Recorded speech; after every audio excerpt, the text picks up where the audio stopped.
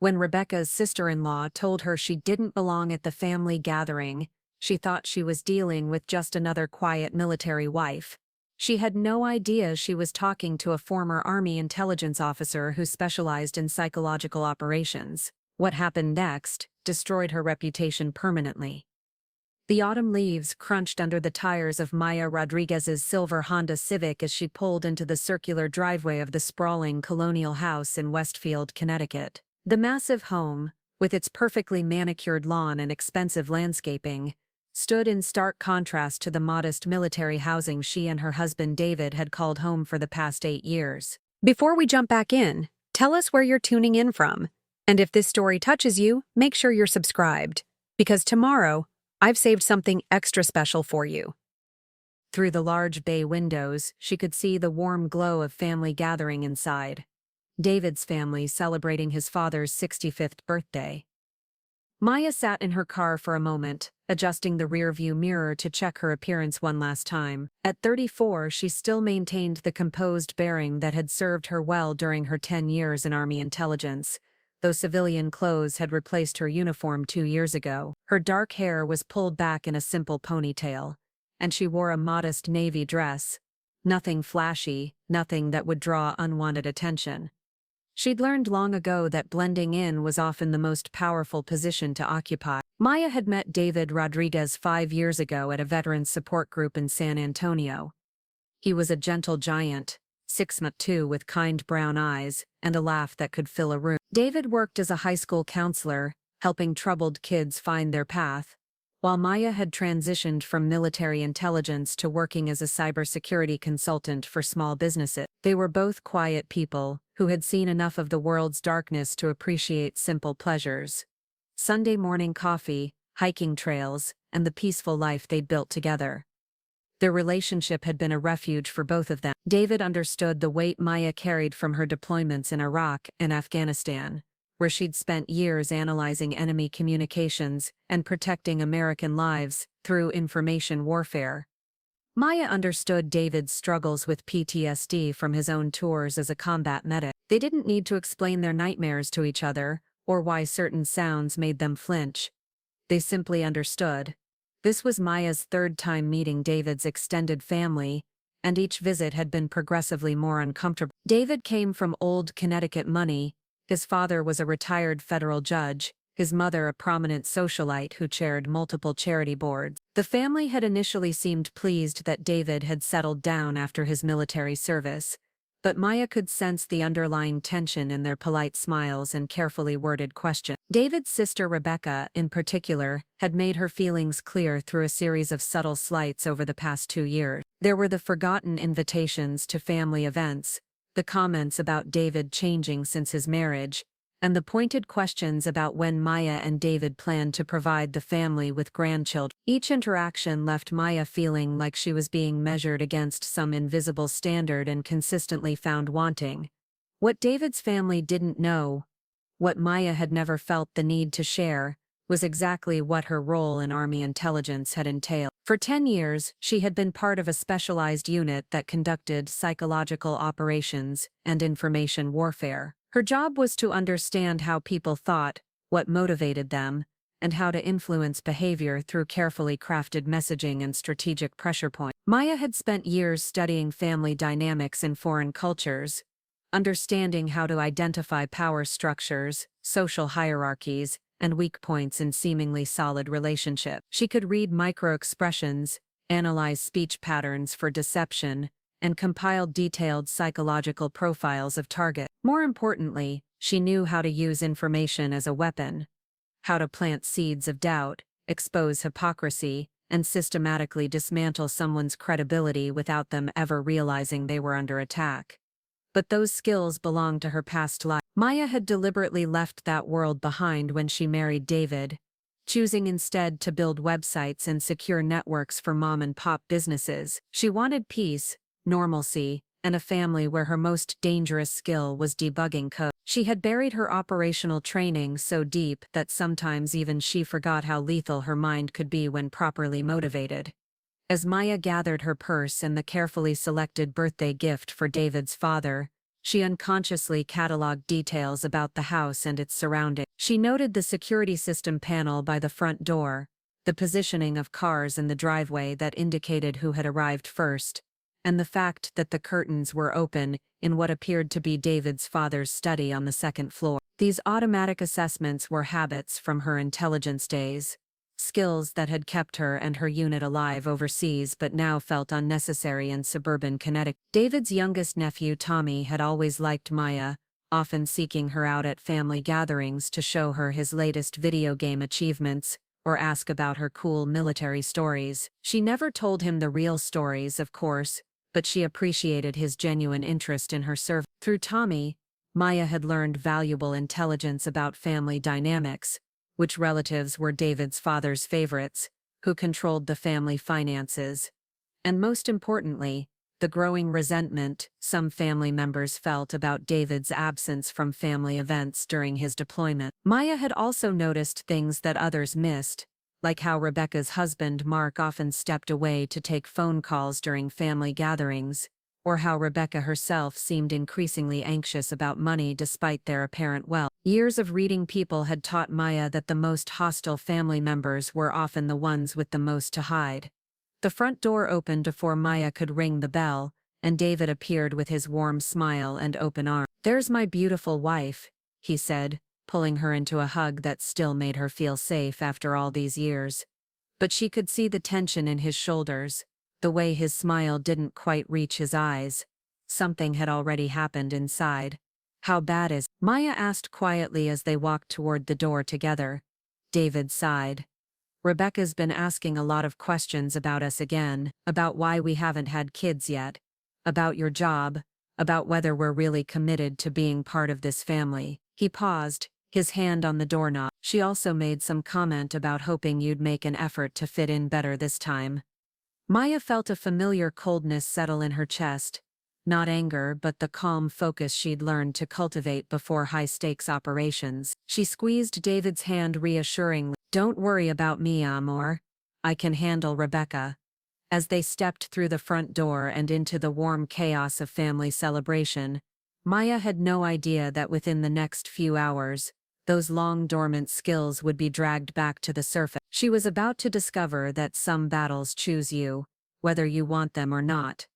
The Rodriguez family living room buzzed with the comfortable chaos of a multi-generational gathering. David's father, Judge William Rodriguez, held court from his leather recliner, regaling his grandchildren with stories from his days on the federal bench. The scent of his wife Elena's famous tres leches cake drifted from the kitchen, mixing with the sound of laughter and clinking glass. Maya observed it all with the practiced eye of someone trained to read group dynamics, noting the subtle hierarchies and alliances that governed this seemingly warm family unit. Rebecca Sterling, née Rodriguez, stood near the ornate fireplace, her blonde hair perfectly styled and her designer dress clearly expensive. At 38, she had maintained the effortless elegance that came with marrying into old money and never having to worry about a mortgage payment. Her husband Mark, an investment banker with thinning hair and nervous energy, hovered nearby, constantly checking his phone between conversations with relatives. Maya had always found it interesting how Rebecca commanded attention in family gatherings,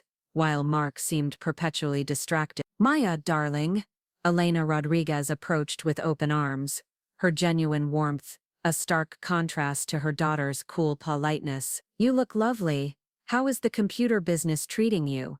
"Very well, thank you, Mrs. Rodriguez. I brought your favorite wine from that little vineyard in Sonoma we visited last month." Maya handed over the carefully chosen bottle, noting how Elena's face lit up with genuine pleasure. Building alliances with key family members was basic operational strategy, though Maya tried not to think of her mother-in-law in tactical terms. Rebecca materialized beside them with the predatory grace of someone who had perfected the art of social insertion. "Computer business?" she asked with a laugh that sounded like breaking glass. "Maya, you make it sound so much more impressive than it actually is. What is it you do again? Fix people's Wi-Fi?"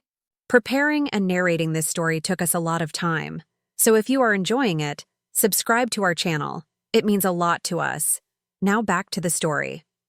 Maya felt David tense beside her, but she maintained her calm smile. I handle cybersecurity consulting for small business, protecting their data, setting up secure networks, that sort of thing. She deliberately downplayed her capabilities, a habit from intelligence work where revealing your true competencies was often a tactical error. Technical, Rebecca replied, her tone suggesting that technical work was somehow beneath their social circle. Mark deals with much more complex financial instruments, don't you, honey? Though I suppose not everyone can handle that level of sophistication. Mark glanced up from his phone, clearly having missed most of the conversation. What? Oh yes, absolutely. Very complex. He immediately returned to his screen, leaving Rebecca to carry the conversation alone. Maya noticed the micro-expression of irritation that flashed across Rebecca's face at her husband's distraction. Interesting. There were cracks in this perfect marriage facade that could be worth exploring later. I'm sure Mark's work is fascinating. Maya replied neutrally. David tells me you're involved in several charity organizations, Rebecca. That must be very fulfilling. Oh, it is. Rebecca brightened, launching into a detailed description of her role as chairwoman of the Westfield Junior League. As she spoke, Maya cataloged every detail, the specific charities, the names of other board members, the amounts of money they handled. Information was power, and Maya's training had taught her to collect intelligence even in seemingly innocent social situations. David's cousin Jennifer joined their circle, a software engineer who had always been friendly to Maya. Rebecca, didn't I see something in the Herald about some controversy with the Junior League's fundraising last month? Something about missing donations. The change in Rebecca's demeanor was immediate and telling. Her perfect smile faltered for just a moment, her shoulders tensed, and she shot a quick glance toward Mark, who was still absorbed in his phone. Oh, that was just a misunderstanding about accounting procedure. Some donors were confused about our new payment processing system. Nothing serious. But Maya had caught the tell, the way Rebecca's left hand had moved unconsciously to touch her pearl necklace when she said nothing serious. It was a classic self-soothing gesture that indicated deception or extreme stress. Combined with Mark's constant phone checking and Rebecca's earlier anxiety about money, a pattern was beginning to emerge. I'm sure these things happen, Maya said smoothly. Financial management for nonprofits can be so complicated, different rules than personal finances. Rebecca's eyes narrowed slightly. Maya realized she had pushed just a little too hard, revealing knowledge that a simple cybersecurity consultant shouldn't necessarily possess. But before Rebecca could respond, David's father called for everyone's attention for the traditional birthday toast. As the family gathered around Judge Rodriguez, Maya positioned herself where she could observe everyone's reaction. Years of intelligence training had taught her that people revealed their true feelings in unguarded moments, and family toasts often provided exactly those opportunities. To another year of health, happiness and family, the judge declared, raising his glass, and to welcoming new members who make our families stronger. Most of the family murmured agreement and raised their glasses, but Maya caught Rebecca's hesitation. Instead of looking at Maya with the warm acceptance the toast implied, Rebecca's gaze was calculating, almost predatory. When their eyes met across the room, Rebecca's smile was pure ice. After the toast, as conversations resumed, Rebecca made her way back to Maya with deliberate purpose. This time, there was no pretense of family warmth in her approach. You know, Maya, Rebecca said, her voice pitched low enough that only Maya could hear, I've been thinking about what we discussed earlier, about fitting in better. She paused, sipping her wine with theatrical precision. The thing is, some people just naturally belong in certain environments, and others, well, others always feel like they're trying too hard. Maya felt the familiar chill of operational awareness settling over her. This wasn't casual family friction anymore. Rebecca was making a calculated move, and Maya needed to understand the endgame. I appreciate your concern, Maya replied, matching Rebecca's quiet tone, though I'm curious what specifically makes you think I'm trying too hard. Rebecca's smile was razor sharp. Oh, it's nothing you do, really. It's more about breeding, background, the kind of family someone comes from. David grew up with certain expectations, certain standards. Sometimes love isn't enough to bridge those gaps. The words hit their intended target. Rebecca had done her research, knew that Maya came from a working-class family in Texas, knew that her parents had struggled financially throughout her childhood. But what Rebecca didn't know was that those same humble beginnings had forged Maya into someone who understood exactly how to fight when cornered. "That's an interesting perspective," Maya said, her voice remaining perfectly level. "I'd love to hear more about these standards you mentioned." Rebecca leaned closer, confident now that she had found Maya's weak point. "Well, for instance, someone from the right background would understand that family gatherings aren't the place to discuss work problems or money trouble. They'd know how to dress appropriately, how to contribute meaningfully to conversations about culture and society." Maya nodded thoughtfully, as if considering Rebecca's words seriously. In reality, she was analyzing the attack pattern, identifying vulnerabilities, and beginning to formulate a response strategy. Rebecca had just made a critical error. She had revealed her own insecurities while attempting to exploit Maya's. "You're absolutely right," Maya said finally. "Background and breeding are so important. I imagine that's why your family's reputation in the community means everything to you."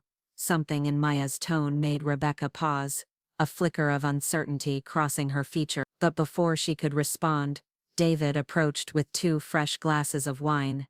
"What are you two lovely ladies discussing so seriously?" he asked, clearly trying to lighten the mood. "Just getting to know each other better," Rebecca replied, her public smile sliding back into place.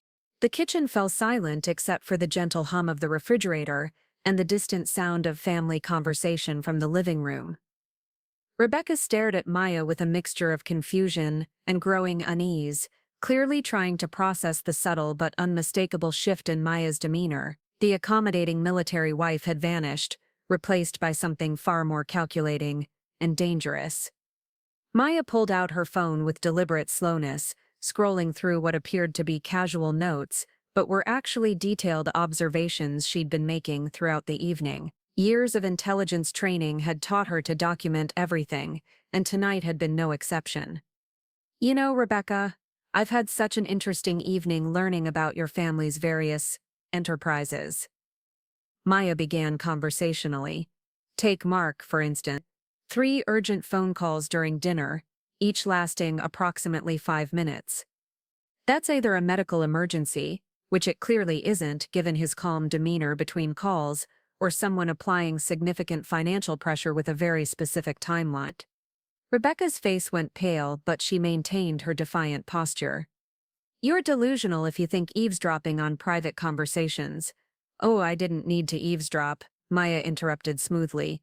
"Mark's body language told me everything I needed to know. The way he checks his phone obsessively, the stress sweat despite the air conditioning, the fact that he hasn't made eye contact with your father all evening, classic behavior of someone who's borrowed money from family and can't pay it back." Maya's phone buzzed with a text message. She glanced at it and smiled, a cold expression that made Rebecca take an involuntary step backward. "That's interesting," Maya murmured, typing a quick response. "My colleague just got back to me about that little research project I sent him this afternoon. You remember Marcus Chen, don't you? Former Army intelligence, now works in financial forensics for the FBI. We keep in touch, compare notes on various situations." Rebecca's hands were trembling now, but she tried to maintain her aggressive stance. "You're bluff. You can't possibly." "The Westfield Junior League account shows several irregularities over the past 6 months." Maya continued as if Rebecca hadn't spoken. "Large cash withdrawals that don't correspond to any approved expenses. Payments to vendors that don't exist when you run their business licenses. And most interesting of all, a pattern of deposits that match exactly with Mark's trading account activity." The blood drained completely from Rebecca's face. Maya had just demonstrated knowledge that should have been impossible for a simple cybersecurity consultant to obtain. The implication was terrifying. Maya had resources and connections that went far beyond what Rebecca had calculated. "You see, Rebecca, when you spend 10 years in Army intelligence, you learn that information is the most powerful weapon in any arsenal," Maya explained, her voice taking on the measured tone of someone delivering a briefing. You learn how to gather it, how to verify it, and most importantly, how to weaponize it when necessary. Maya's phone buzzed again. She read the message and her smile widened. Oh, this is even better than I thought. Marcus just ran Mark's financial profile through the federal database. Did you know your husband has been investigated twice by the SEC for suspicious trading patterns? No charges filed, but the investigations are still open. Adding charity fund embezzlement to that profile would be problematic. Rebecca sank into one of the kitchen chairs, her perfect composure finally cracking. What do you want? She whispered. What do I want? Maya repeated thoughtfully. Well, originally I just wanted to have a nice evening with my husband's family, but since you've made it clear that I don't belong here, I think it's time to have a conversation about who really belongs where. Maya pulled up another screen on her phone, showing what appeared to be a social media profile. Jennifer from the hospital board.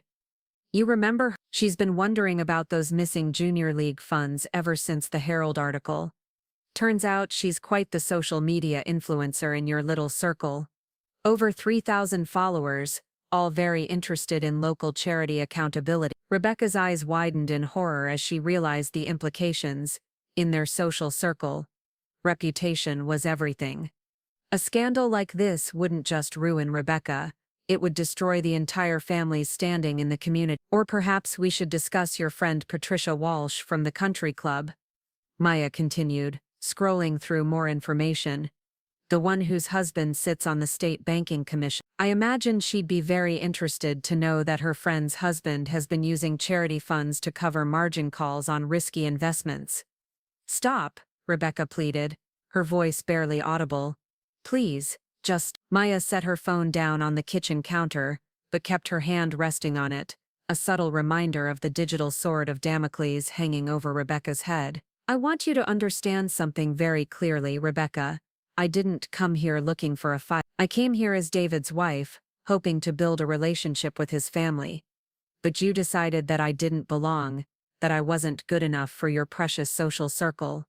Maya leaned forward, her voice dropping to barely above a whisper. What you failed to understand is that I spent 10 years protecting this country from people who thought they could intimidate, manipulate, and destroy others without consequences. I've taken down terrorist networks, exposed corruption in foreign governments, and dismantled propaganda operations that threatened American lives. Did you really think a small-town social climber with delusions of grandeur would be a challenge for me? Rebecca was crying now, mascara running down her cheeks in dark streaks. The perfect facade she'd maintained all evening had completely crumbled, revealing the desperate, insecure woman underneath. Here's what's going to happen, Maya continued in the same conversational tone she might use to discuss the weather.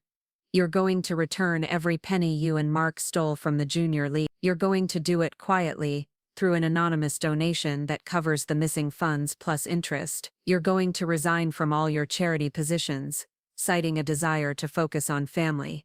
Maya paused, letting the terms sink in before continuing. And most importantly, you're going to treat me with the respect due to a member of this family. No more subtle insults, no more attempts to undermine my relationship with David, no more trying to make me feel unwelcome at family gatherings. And if I refuse, Rebecca managed to ask, though her voice cracked on the words. Maya's smile was razor-sharp.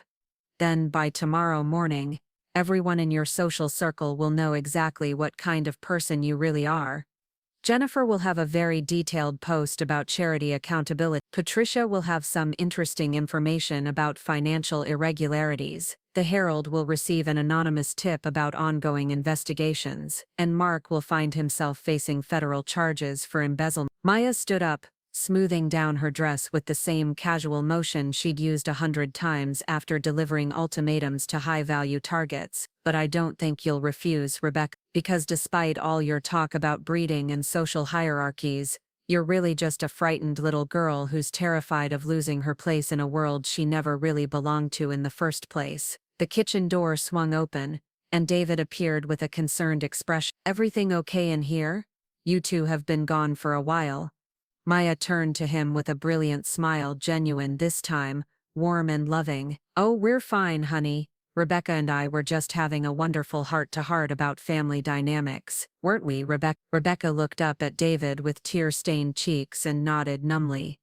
"Yes, we were just getting to know each other better."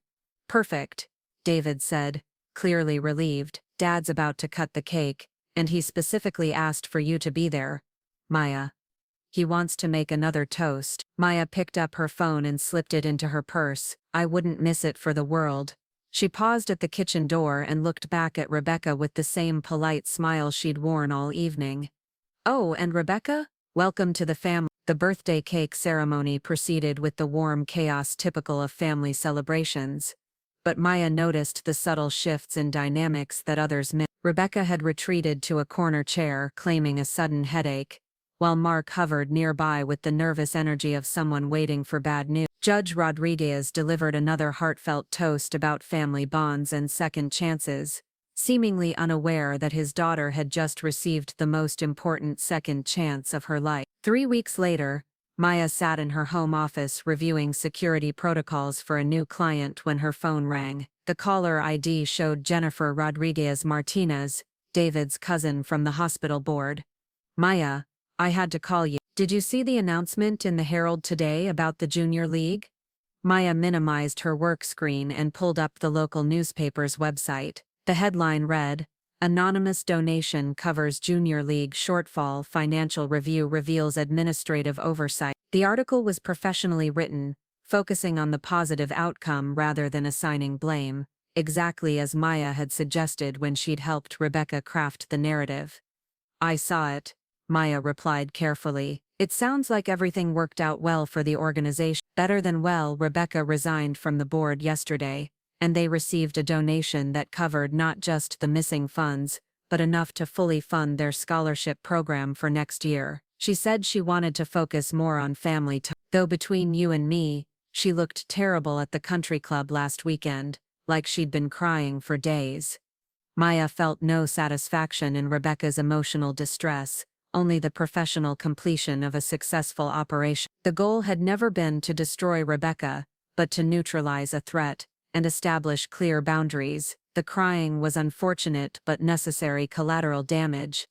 Over the following months, family gatherings took on a completely different tenor. Rebecca was polite to the point of deference, asking Maya's opinion on everything from restaurant choices to gift selections. Mark had quietly closed his high-risk trading accounts and taken a position with a more conservative firm, his stress levels visibly decreased. Most importantly, David's family had begun treating Maya not as an outsider to be tolerated, but as a full member whose opinions and presence were valued.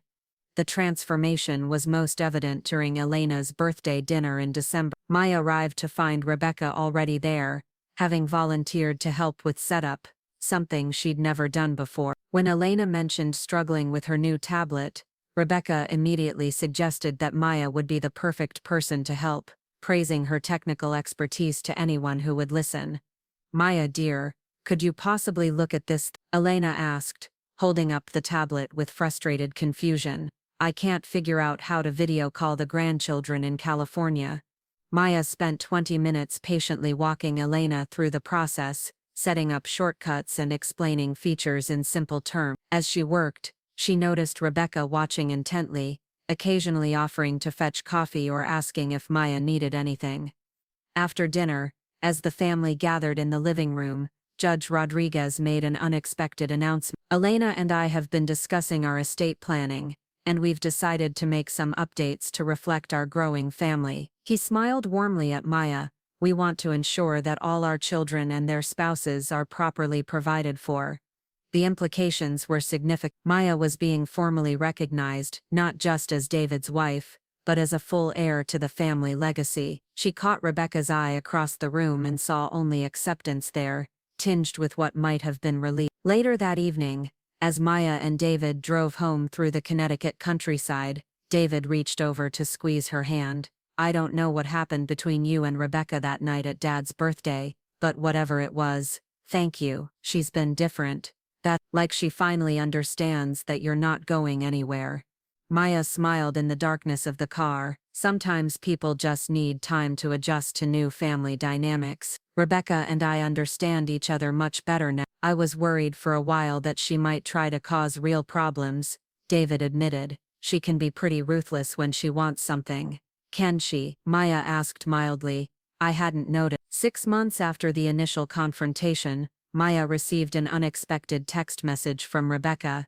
Maya, I'm organizing a charity auction for the Children's Hospital. Would you consider helping with the cybersecurity for online bidding? I think your expertise would be invaluable. Maya stared at the message for a long moment, recognizing it for what it was, not just a request for help, but a formal acknowledgement of Maya's skills and value. Rebecca was publicly crediting Maya with professional expertise, the exact opposite of her earlier dismissive comments about fixing people's Wi-Fi. She typed back, I'd be happy to help. Let's discuss the security requirements over coffee next week.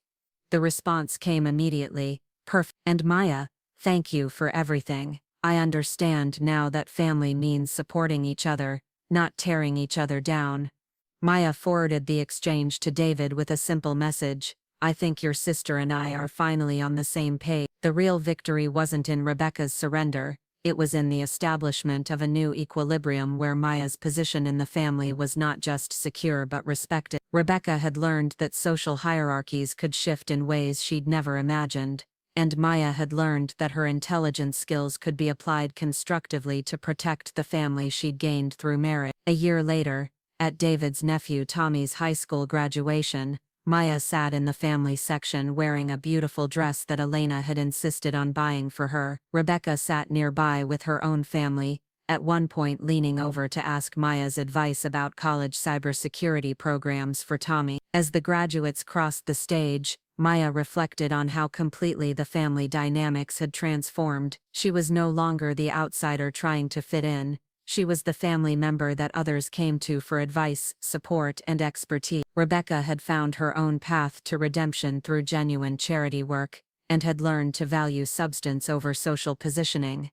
Judge Rodriguez caught Maya's attention from across the row and raised his program in a small salute, a gesture of respect between equals. Elena blew her a kiss. David squeezed her hand with the pride of a man whose wife had not only found her place in his family but had made that place stronger for everyone. The quiet military wife had become the family's strategic advisor, the one they turned to when they needed someone who could navigate complex problems with intelligence and discretion. Rebecca had been right about one thing. Maya really didn't belong in the family she'd originally tried to join. She belonged in something much better. A family that valued her for exactly who she was, intelligence training and all, and Rebecca. She had finally learned what it meant to truly belong somewhere, not through birthright or social positioning, but through genuine contribution and respect for others.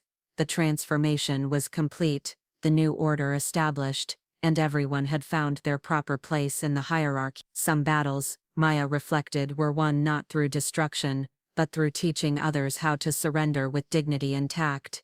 2 years after the birthday party confrontation, Maya found herself standing in the very same kitchen where she had dismantled Rebecca's world with surgical precision. But this time she was there by Elena's invitation, helping plan David's surprise promotion celebration. He had just been named head of the district's veteran counseling program, a position that would allow him to help hundreds of former service members transition to civilian life. Maya dear, I honestly don't know how we managed family events before you joined us, Elena said, reviewing the guest list Maya had helped organize. You think of everything: dietary restrictions, accessibility for Uncle Roberto's wheelchair, even arranging carpools for the elderly relative. The irony wasn't lost on Maya. The same analytical skills that had once been used to infiltrate enemy networks were now being applied to coordinate family logistics, but this felt infinitely more rewarding than any classified operation she'd ever conducted. Rebecca entered the kitchen carrying fresh flowers from her garden, a genuine smile replacing the calculated expressions Maya remembered from their early encounters. The transformation was remarkable. Rebecca had lost the sharp edges that had made her so formidable and intimidating. In their place was a woman who had learned to find satisfaction in genuine accomplishment, rather than social dominance. I brought the centerpieces, Rebecca announced, setting down mason jars filled with carefully arranged wildflowers. Maya, I wanted to ask your advice about something. The Children's Hospital Board offered me the volunteer coordinator position, but I'm nervous about taking on that much responsibility after everything that happened with the junior league. Maya studied Rebecca's face,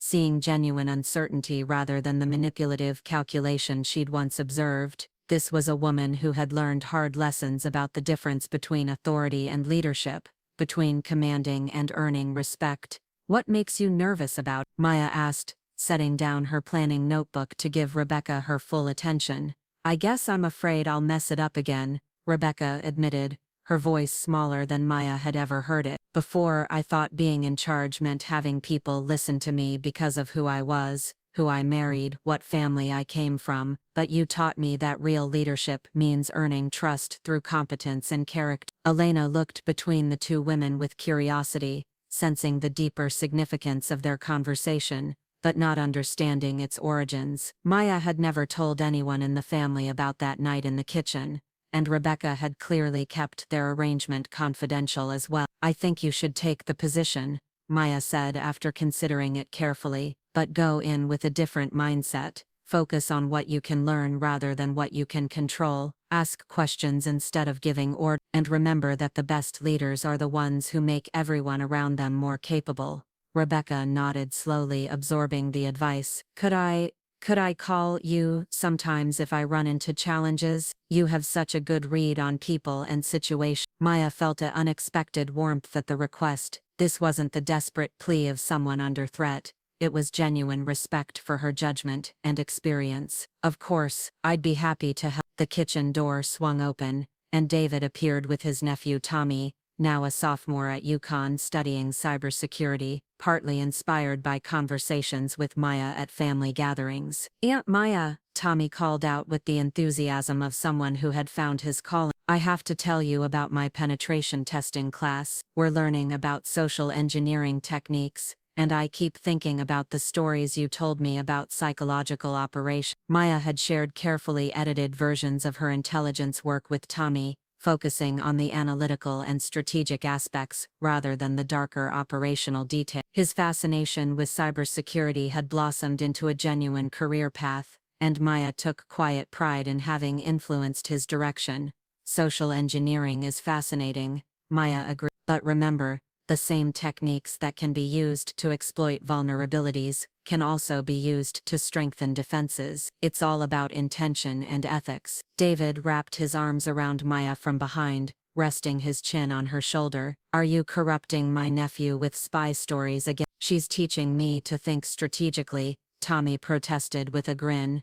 Aunt Maya says that understanding how people make decisions is the key to both protecting systems and protecting people. Elena beamed at the interaction, clearly delighted by how naturally Maya had integrated into the family's mentoring tradition. Judge Rodriguez had always been the family's source of wisdom and guidance, but Maya had carved out her own role as the strategic thinker who helped family members navigate complex challenges. Speaking of strategic thinking, Rebecca interjected, Maya just gave me excellent advice about the hospital volunteer position. She's right that I need to approach leadership differently than I used to. David looked surprised. You asked Maya for career advice. Maya has insights about organizational dynamics that most people miss, Rebecca replied without hesitation. She sees patterns and connections that help her understand what's really going on beneath the surface. Maya caught the subtext in Rebecca's words, a coded acknowledgement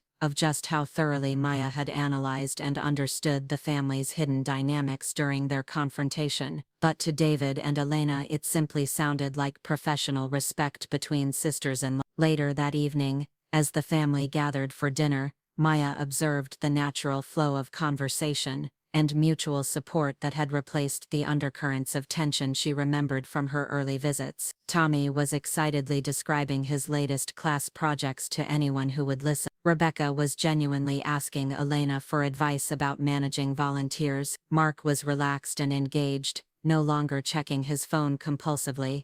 Judge Rodriguez raised his wine glass for what had become a traditional toast to family, he said with the gravitas that had served him well on the federal bench, and to the wisdom that comes from understanding that our strength lies not in our individual accomplishments, but in our commitment to each other's success. As glasses clinked around the table, Maya felt David's hand find hers under the tablecloth. She squeezed back, thinking about how completely their lives had transformed since that night when Rebecca had told her she didn't belong. The truth was, Maya reflected, Rebecca had been partially right. Maya hadn't belonged in the family she'd originally encountered, a group bound together by tradition and social expectations, rather than genuine mutual support. But through establishing clear boundaries and demonstrating her own value, Maya had helped transform it into something better, a family that valued intelligence, integrity, and authentic contribution. Rebecca caught Maya's eye across the table and raised her glass slightly in a private acknowledgement, not of defeat but of gratitude for a lesson that had ultimately made her a better person. Maya returned the gesture with a small nod of respect for someone who had learned to transform weakness into wisdom.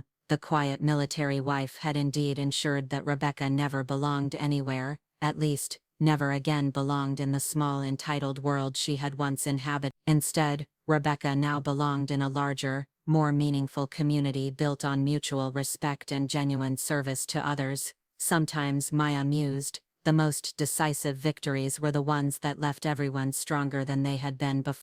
5 years had passed since the birthday party confrontation that changed everything, and Maya found herself in an unexpected position, guest speaker at the Connecticut Women's Leadership Summit. The irony wasn't lost on her that she was addressing many of the same social circles that had once viewed her as an outsider trying to climb above her station. The auditorium was filled with accomplished women from across the state, business leaders, nonprofit executives, political figures, and prominent socialites. In the third row, Maya spotted a familiar face, Patricia Walsh from the Country Club, the same woman whose husband sat on the state banking commission.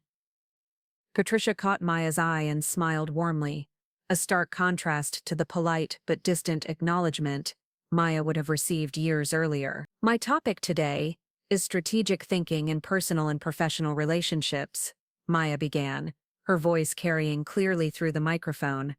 But I want to start with a story about a family dinner that taught me everything I needed to know about power dynamics and social intelligence. She had carefully crafted this presentation to share the lessons learned without revealing the specific details of her confrontation with Rebecca. The audience leaned forward, intrigued by the personal approach to what could have been a dry business talk. I once encountered someone who believed that belonging was determined by birthright and social position, Maya continued. She was convinced that some people naturally deserved respect and authority, while others needed to earn their place through submission and accommodation. What she didn't understand was that true influence comes from understanding systems, recognizing patterns, and knowing how to create change from within. In the audience, Rebecca sat in the back row, having driven up from Westfield specifically to hear Maya speak. She had initially felt nervous about attending, unsure how Maya might reference their past conflict. But as she listened, she realized that Maya was sharing wisdom rather than settling scores, turning their confrontation into teachable moments that could help other women navigate complex social dynamics. Maya moved through her presentation with the same precision she had once applied to intelligence briefings, breaking down the psychology of influence, the importance of information gathering, and the strategic value of patience. The audience was captivated, particularly when she discussed how to handle situations where others attempt to undermine your credibility or position. The key, Maya explained, is understanding that people who try to make others feel small are usually operating from their own insecurity. When someone tells you that you don't belong somewhere, they're often revealing their own fear that they might not belong either. The most effective response isn't defensive anger, it's strategic analysis. Ask yourself, what are they afraid of? What vulnerabilities are they trying to hide, and how can you address the underlying issue, rather than just the surface conflict? During the Q&A session, a young woman in the front row raised her hand. Miss Rodriguez, how do you handle situations where family dynamics create professional or social challenges, when the people who should support you are actually undermining you? Maya paused thoughtfully, aware that Rebecca was listening to every word. Family systems can be particularly complex because they involve both emotional and practical consideration. My advice is to approach family conflicts with the same strategic thinking you'd apply to any other challenge. Document patterns, understand motivations, and focus on creating win-win solutions, rather than just winning the immediate battle. She continued, sometimes the person causing problems needs to learn new ways of relating to others. Sometimes they need clear boundaries. And sometimes they need to understand consequences. But the goal should always be to strengthen the overall system, not just to defeat an opponent. After the presentation, Maya was approached by several attendees who wanted to continue the conversation. Patricia Walsh was among the first to reach her. Maya, that was absolutely brilliant, Patricia said with genuine admiration. I had no idea you had such expertise in organizational psychology. Have you considered consulting for corporate leadership development? The suggestion intrigued Maya. Her cybersecurity business was thriving, but she had been looking for ways to apply her intelligence background more directly to helping others navigate complex interpersonal challenges. Actually, I've been thinking about expanding my services, Maya replied. There's definitely overlap between information security and social dynamics. Both involve understanding systems, identifying vulnerabilities, and implementing protective measures. As the crowd thinned out, Maya noticed Rebecca approaching hesitantly. The two women hadn't spoken privately in months, though they maintained friendly relations at family gatherings. Maya, I hope it's okay that I came, Rebecca said, her voice carrying a vulnerability that would have been unthinkable during their earlier relationship. I wanted to hear what you had to say about leadership and influence. Of course it's okay, Maya replied warmly. What did you think? Rebecca was quiet for a moment, clearly choosing her words carefully. I kept thinking about how different things might have been if I had understood these concepts 5 years ago. If I had approached our relationship with curiosity instead of defensiveness, with respect instead of competition. Maya studied Rebecca's face, seeing genuine reflection rather than the calculated remorse she might have expected. We both learned from that experience. The important thing is how we've chosen to use those lessons. I wanted you to know that what you taught me, about real leadership, about earning respect instead of demanding it, it's changed everything about how I approach my work at the hospital. Rebecca continued. Last month, our volunteer program won a state award for innovation and community impact. None of that would have happened if I had continued operating the way I used to. Maya felt an unexpected surge of pride, not in her victory over Rebecca, but in Rebecca's growth and accomplishment. That's wonderful, Rebecca. I've heard amazing things about the program from Elena. I was wondering, Rebecca said, her voice becoming more confident, if you might consider doing a workshop for our volunteer coordinator. We have people from hospitals across the region, and many of them struggle with the same leadership challenges I used to face. Your approach to strategic thinking and relationship building could really help them. The request represented a full-circle moment that neither woman could have imagined during their kitchen confrontation. Rebecca was now actively seeking Maya's expertise, wanting to share those insights with her professional network. I'd be honored to help, Maya replied. Let's set up a time to discuss what would be most useful for your group.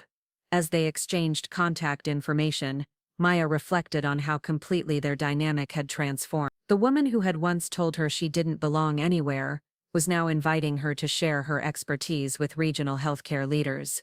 Later that evening, as Maya drove home through the Connecticut countryside, she thought about the ripple effects of that long-ago confrontation. David's career helping veterans had flourished.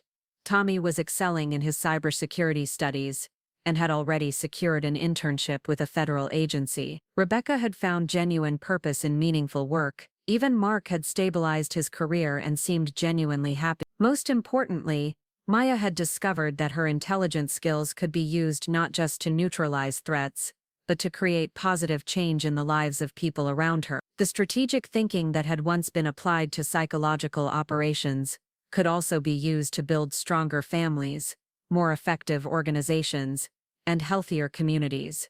Her phone buzzed with a text from David. How did the presentation go? Can't wait to hear all about it when you get home. Maya smiled as she typed back. It went better than I expected.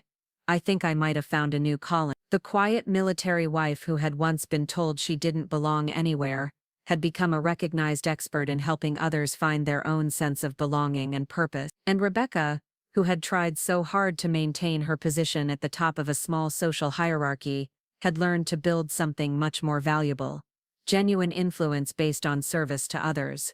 Sometimes the most important victories were the ones that created more winners than losers. 7 years after the confrontation that changed everything, Maya stood in the grand ballroom of the Hartford Marriott, surrounded by 500 of Connecticut's most influential women. The annual Women's Excellence Awards ceremony was the state's premier recognition event, and Maya had been selected to receive the Distinguished Leadership Award for her groundbreaking work in organizational psychology and veteran advocacy. What made the moment even more meaningful was that Rebecca had been the one to nominate her. "Ladies and gentlemen," the presenter announced from the podium, "this year's Distinguished Leadership Award recognizes an individual who has transformed not only her own field, but has created ripple effects that have improved countless lives across our state. Her innovative approach to strategic relationship building has revolutionized how we think about conflict resolution and organizational development."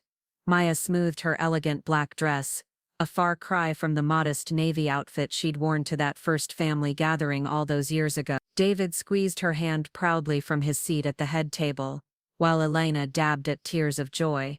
Judge Rodriguez, now in his 70s but still commanding, had insisted on attending despite his recent hip surgery. "Maya Rodriguez began her career serving our country in Army intelligence," the presenter continued, "where she developed expertise in psychological operations and strategic analysis. But her greatest achievement has been applying those skills to build stronger communities, heal fractured relationships, and create opportunities for others to succeed."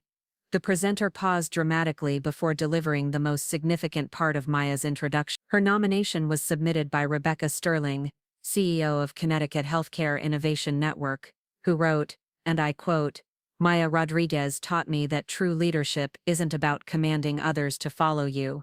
It's about becoming someone worth following. She transformed my understanding of power, influence, and what it means to create positive change in the world."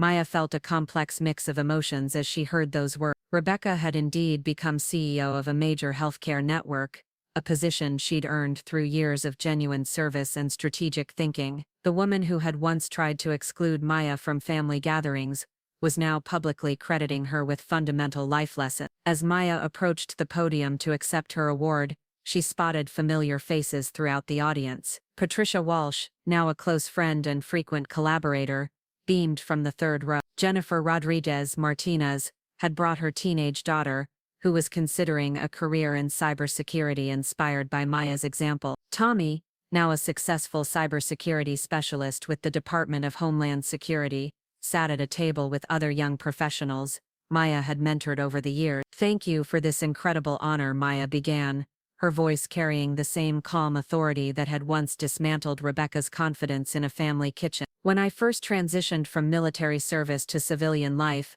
I thought my intelligence training would only be useful in technical fields. I never imagined that understanding human psychology and strategic thinking could become tools for building rather than breaking down." She paused, looking out at the audience with the same analytical gaze that had once cataloged weaknesses and vulnerabilities, but now sought opportunities to create positive impact. 7 years ago, I encountered a situation that challenged everything I thought I knew about family, belonging, and social dynamics. Someone told me I didn't belong in a particular space, and initially I was hurt and defensive. Maya caught Rebecca's eye in the audience, seeing nothing but genuine admiration and gratitude there, but that challenge forced me to examine my own assumptions about conflict resolution. Instead of simply proving that person wrong, I chose to understand why they felt threatened, what they needed to feel secure, and how we could both emerge from the situation stronger than before. The audience was completely silent, hanging on every word of what felt like a masterclass in strategic thinking,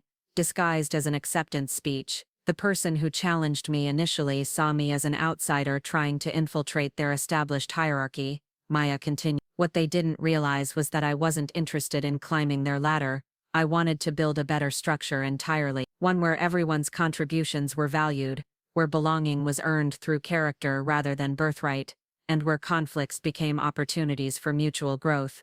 Maya lifted the crystal award, letting it catch the ballroom light. This recognition belongs not just to me but to everyone who has learned that our greatest victories come not from defeating others, but from creating systems where everyone can succeed. To the family members who chose growth over grievance, to the colleagues who embraced collaboration over competition, and to the young people who are learning that true strength lies in lifting others up. As applause filled the ballroom, Maya reflected on the extraordinary journey that had brought her to this moment. The quiet military wife, who had been told she didn't belong, had become one of the most respected voices in Connecticut's professional community. More importantly, she had created a model for conflict resolution that was being studied and implemented across the country. After the ceremony, as Maya mingled with attendees at the reception, Rebecca approached with a warm smile and outstretched arm. The embrace they shared was genuine, born from mutual respect and years of collaborative growth. "I meant every word of that nomination," Rebecca said quietly. "You saved my life, Maya, not just my reputation or my social standing. You saved me from becoming someone I would have hated. You showed me that being wrong about something doesn't make you a failure. It makes you human, and learning from being wrong makes you stronger." Maya studied Rebecca's face, seeing the woman she had become rather than the woman she had been. "We saved each other, Rebecca. You challenged me to become more strategic about building relationships rather than just analyzing them. You taught me that sometimes the people who seem most hostile are actually the ones who need the most help." David joined them, carrying champagne flutes for all three women. "A toast," he proposed with the grin that still made Maya's heart skip a beat. "After all these years, to family, to growth, and to the wisdom that comes from choosing understanding over anger." As they clinked glasses, Maya noticed Tommy approaching with a young woman she didn't recognize. "Aunt Maya," he said with the enthusiasm that had never dimmed since his teenage years, "I'd like you to meet Sarah Chen, my fiancée. She's heard all the stories about your intelligence work, and she's hoping to apply for the same federal program you came from." Maya shook Sarah's hand, seeing the determined intelligence in her eyes that reminded her of her own younger self. "I'd be honored to help with your application, Sarah. The intelligence community needs more people who understand that information can be used to build as well as to defend." Later that evening, as Maya and David drove home through the familiar Connecticut countryside, Maya reflected on the extraordinary transformation that had begun with a simple family gathering. The woman who had once been told she didn't belong anywhere had created belonging for countless others. Rebecca, who had tried to maintain her position through exclusion and intimidation, had learned to build influence through inclusion and service. "I'm proud of you," David said quietly, reaching over to take her hand, "not just for the award, but for the way you handled everything. You could have destroyed Rebecca that night in the kitchen, but instead you chose to rebuild her. That takes more strength than any military operation." Maya smiled in the darkness of the car. "Sometimes the most important battles are the ones where everyone walks away stronger than they started. Rebecca taught me that belonging isn't something you take from others, it's something you create for everyone." The quiet military wife had indeed ensured that Rebecca never belonged in her old world of entitlement and social manipulation. But more importantly, she had helped Rebecca find belonging in a better world, one built on competence, character, and genuine service to others. And Maya herself had found something even more valuable than victory. She had discovered that her greatest strength lay not in defeating enemies, but in transforming them into allies. In a world that often celebrated destruction, she had chosen to master the much harder art of construction. The ultimate victory wasn't in proving she belonged, it was in creating a world where everyone could belong. 10 years had passed since that autumn evening when Maya first pulled into the circular driveway of the Rodriguez family home. Now she stood in the same spot, but everything had changed. The house had been transformed into a multi-generational family compound, with David and Maya living in the main house they'd inherited from Judge Rodriguez, who had passed peacefully 2 years earlier. Elena lived in the elegant guest house they'd built for her,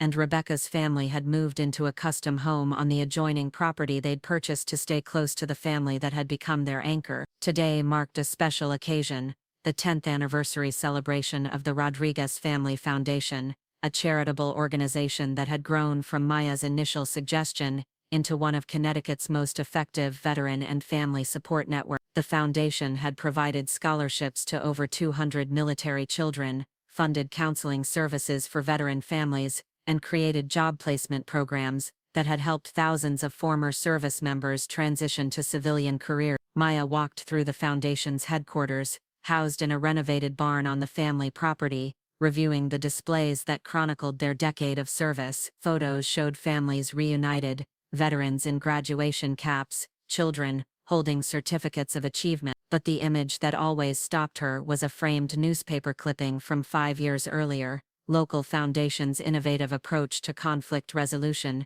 adopted by State Department. The article described how Maya's methods for transforming adversarial relationships into collaborative partnerships had been incorporated into diplomatic training programs. What had begun as a family kitchen confrontation had evolved into a methodology being used to resolve international disputes. "Aunt Maya, are you ready for the surprise?" called out a familiar voice. Maya turned to see Sophia, now 28, and the foundation's program director, approaching with barely contained excitement. Tommy's daughter had grown up hearing stories about Maya's intelligence work, and had chosen to dedicate her career to continuing the family's tradition of service. "What surprise?" Maya asked, though Sophia's expression suggested she wasn't going to get an answer. "You'll see, Dad wants everyone gathered in the main conference room in 5 minutes. The conference room was packed with faces that represented a decade of transformation and growth. Rebecca, now 48, and serving her second term as Connecticut's Secretary of Health and Human Services, sat next to her husband Mark,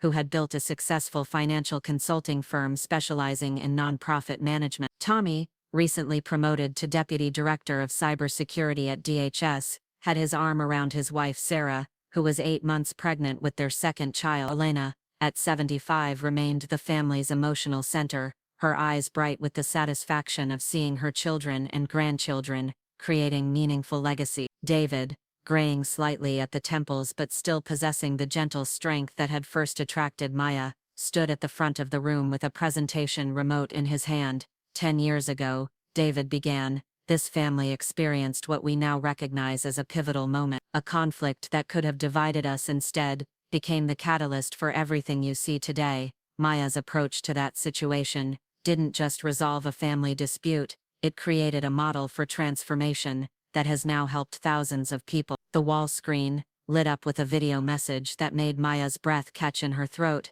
General Patricia Morrison, now chairman of the Joint Chiefs of Staff, appeared on screen in her Pentagon office. "Maya Rodriguez," the general said, with a warm smile, "when you left Army intelligence 10 years ago, we thought we were losing a valuable asset to civilian life. We had no idea you were about to become one of our most important unofficial ambassadors. The conflict resolution protocols you've developed are now being taught at the War College, and your approach to strategic relationship building has been incorporated into our diplomatic corps training." The video continued with testimonials from State Department officials, NATO commanders, and international peacekeeping coordinators, all describing how Maya's methods had been adapted for use in global conflict resolution. The quiet military wife, who had been told she didn't belong in a Connecticut family gathering, was now influencing international diplomacy. But the most moving testimonial came last. Rebecca appeared on screen, recorded just days earlier in her state office. "Maya Rodriguez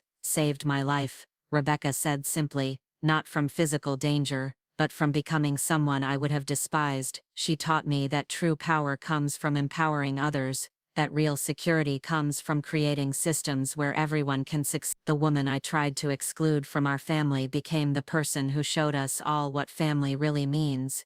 As the video ended, David turned to Maya with tears in his eyes. "The President of the United States has asked to meet with you next month. The National Security Council wants to discuss implementing your conflict resolution model in international negotiations. Maya, they're offering you a position as Special Advisor for Strategic Relationship Building." The room erupted in applause, but Maya felt overwhelmed by the magnitude of the moment. The journey from that humiliating family dinner to this recognition felt almost surreal.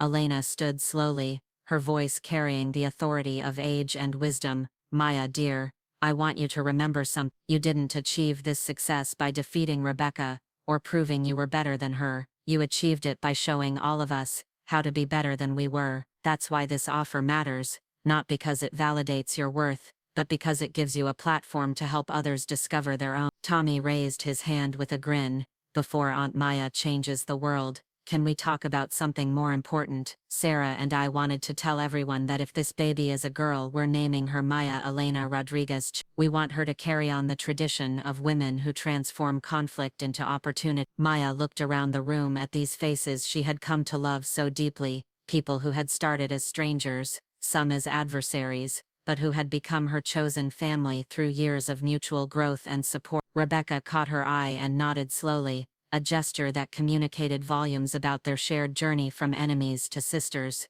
The position is tempting, Maya said finally, but I need to think about it carefully. The work we're doing here, the lives we're touching every day, this foundation isn't just my legacy, it's our legacy. If I can help prevent wars through diplomatic work, that's important. But if we can prevent conflicts by teaching people how to transform their everyday relationships, that might be even more valuable. David smiled, the expression of a man who had watched his wife become everything he'd always known she could be. Whatever you decide, we'll support you. But remember, you don't have to choose between local impact and global influence. Maybe the answer is finding a way to do both. As the celebration continued around her, Maya reflected on the extraordinary path that had led from Rebecca's cruel words to this moment of international recognition. The sister-in-law who had told her she didn't belong anywhere had inadvertently created the conditions for Maya to discover where she truly belonged, at the center of a growing movement to transform how human beings resolve their differences. Rebecca approached as the crowd began to thin,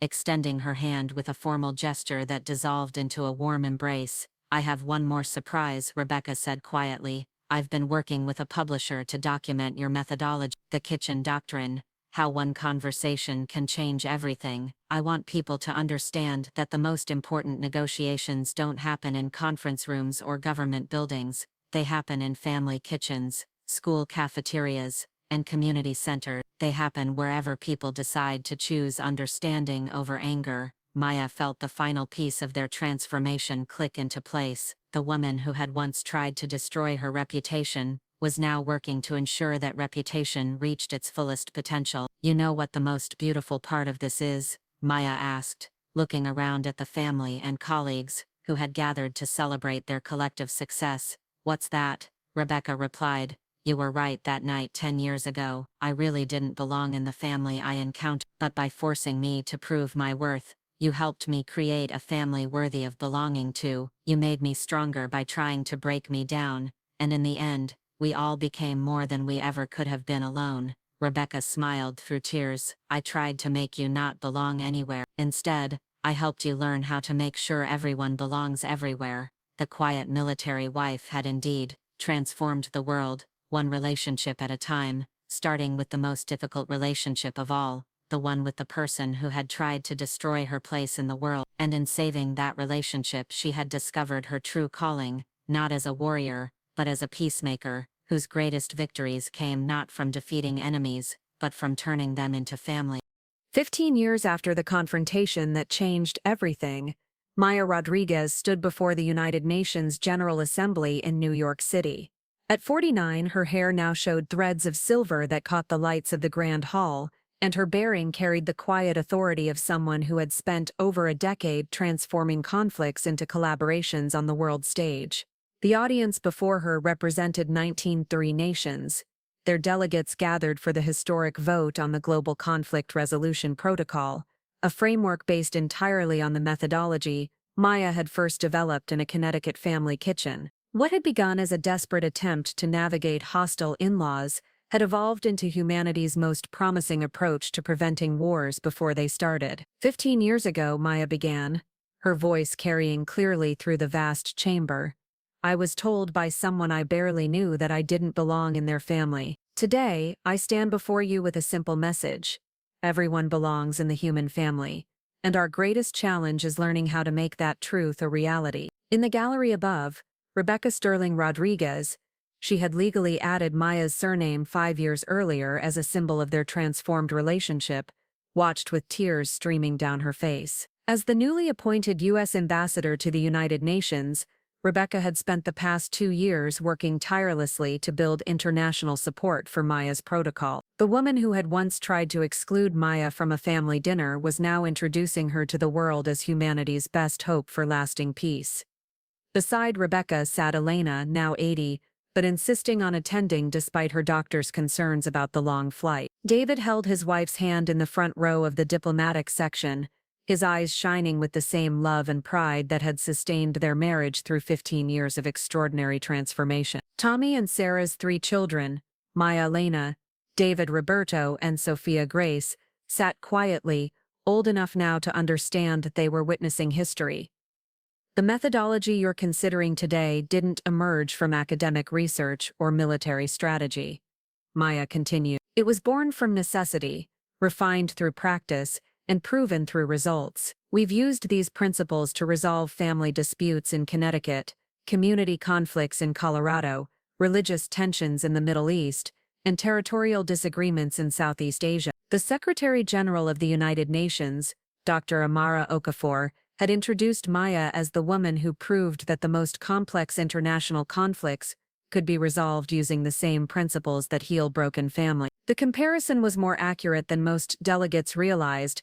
Maya's approach to global diplomacy remained fundamentally rooted in her understanding that all conflicts, whether between siblings or nations, arose from the same basic human needs for security, respect, and belonging. Maya's presentation included case studies that had defined her career over the past decade. The Kashmir Border Agreement, achieved through her facilitation, had prevented what analysts believed could have been the first nuclear conflict since World War II. The African Resource Sharing Compact had ended centuries of tribal warfare by establishing economic partnerships that benefited all parties. The Arctic Cooperation Treaty had transformed potential military confrontation into the most successful international scientific collaboration in human history.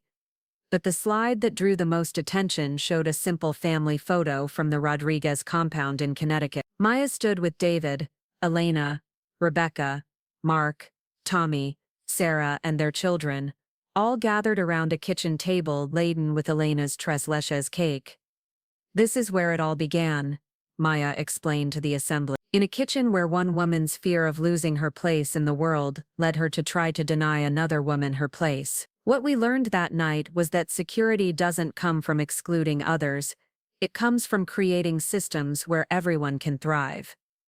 The vote, when it came, was unanimous. 19 nations agreed to implement the Rodriguez Protocol, as it had come to be known, as the mandatory first step in resolving international disputes. Wars would no longer be declared until every nation involved had undergone mediation, using Maya's framework for transforming adversarial relationships into collaborative partnership. After the session, as delegates mingled in the corridors of the UN building, Maya found herself surrounded by foreign ministers and ambassadors eager to share their own transformation stories. The Russian delegate described how the protocol had helped resolve internal ethnic tension. The Brazilian representative explained how it had been used to end decades of environmental conflict between indigenous communities and development interests. The Japanese ambassador spoke about its application in healing relationships damaged by historical grievances. But the conversation that meant the most to Maya came from an unexpected source. Dr. Sarah Chen Rodriguez,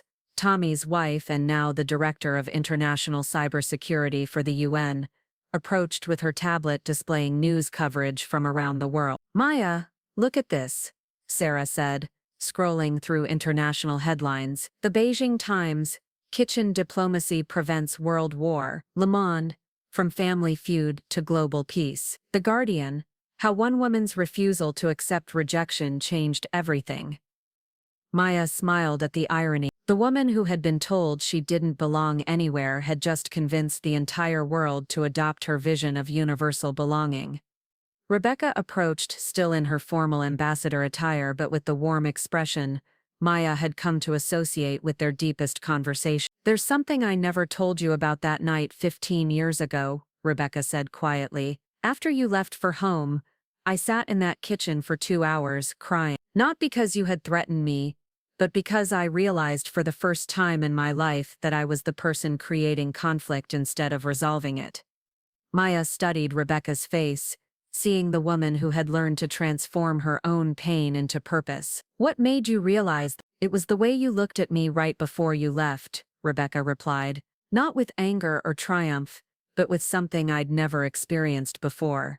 Strategic compassion. You saw through my attacks to the fear underneath, and instead of exploiting that weakness, you chose to heal it. That's when I knew I wanted to become the kind of person who could look at others the way you looked at me. Elena joined them, moving slowly but with determination. Maya, dear, there's something I want you to know. When William and I updated our will years ago, we didn't just leave you the house and foundation. We left you the responsibility for this family's legacy, not because you married into it, but because you showed us what it means to build something worth inheriting. As the evening reception continued around them, Maya reflected on the extraordinary journey from that autumn family gathering to this moment of global recognition. The path had been neither straight nor simple, but every challenge had become an opportunity to refine her understanding of human nature and conflict resolution.